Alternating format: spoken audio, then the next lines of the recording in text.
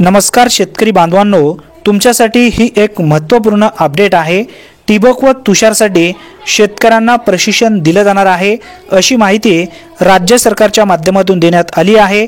यामध्ये जे लाभार्थी ठिबक किंवा तुषार सिंचन घेतील अशा शेतकऱ्यांना ही एक महत्त्वपूर्ण अपडेट आहे। व्यवस्थित माहिती आपण समजून घेण्याचा प्रयत्न करूया। ठिबक व तुषार सिंचन संचाचे वितरण करताना त्याची पूर्ण माहिती शेतकऱ्यांना देणे गरजेचे आहे।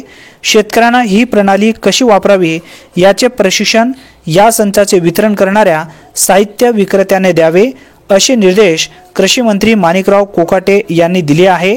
आता या ठिकाणी शेतकऱ्यांना ही मदत कशी होणार आहे याबद्दलची माहिती समजून घ्या।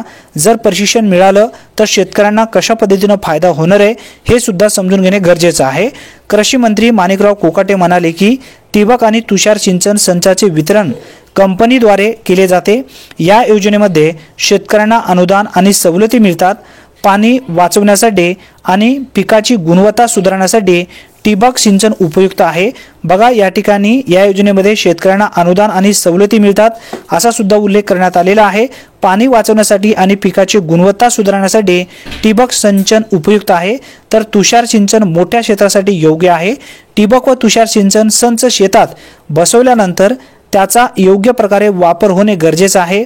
बघा या ठिकाणी असा सुद्धा पॉइंट सांगण्यात आलेला आहे आणि तसेच जास्त कालावधीपर्यंत ही यंत्रणा शेतकऱ्यांना वापरता यावी यासाठी हे संच वापरण्याचे कौशल्य विकसित होणे गरजेचे आहे।